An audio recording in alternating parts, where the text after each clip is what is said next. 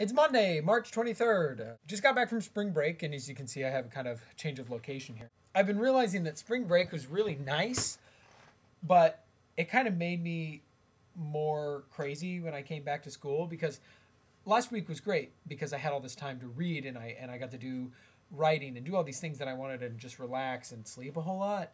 And then I came back here and I woke up this morning and I just felt like I was going to die. I had so much to do and I completely forgot to study for an exam. I just felt awful. And the whole rest of the day I was like, okay, I'm sort of getting used to this. But then in the evening I just thought like, okay, I've got all this stuff to do. And then after I finish it, I have even more stuff to do. And I began to have this very weird existential crisis where I was like, what do I do these things for? Why am I doing these things if I'm just doing the same things, day in and day out? And of course, as a college student, you kind of have a weird schedule anyway. You're just like, oh, I'm going to do the same thing for 15 weeks over and over and over. But it was just kind of weird. It's almost like there's a pro and a con to going on a break. You go on a break, you get time to relax. It takes you out of all the busyness of life. And you slow down, you're kind of like, yeah, this is cool.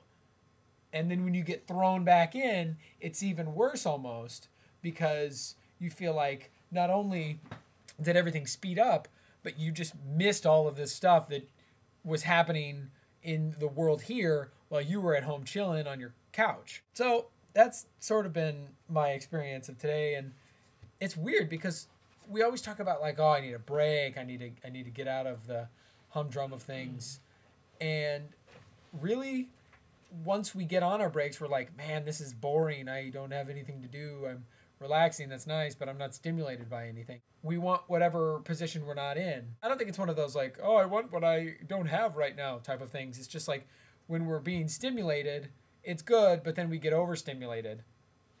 And then when we take a break, it's good, but then we get understimulated. So it's so hard to find like an easy balance between vacation and working 60 hours a week. Instead of going full tilt and then taking some time off and, oh, I'm completely understimulated, I've done nothing with the last week, and then I go full tilt again. And it's almost like, getting up in the morning and starting your car and without letting it warm up, driving 100 miles an hour and then coming to a complete stop, and then driving 100 miles an hour again and then coming to a complete stop. And it's just like, it can't be good on the car. And I don't know if it can be good on your body. So it's good. Thanks, Tori. That's my roommate.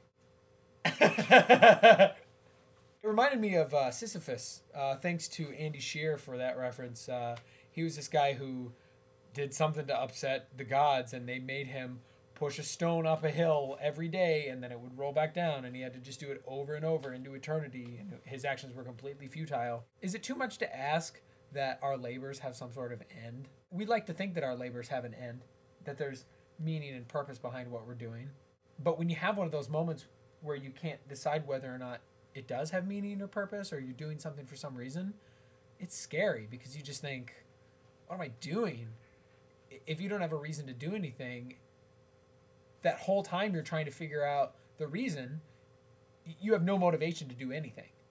So that's my depressing thought for the day, but at least it wasn't about presidents or executives, although apparently 15 AIG executives gave their bonuses back. So do with that what you will.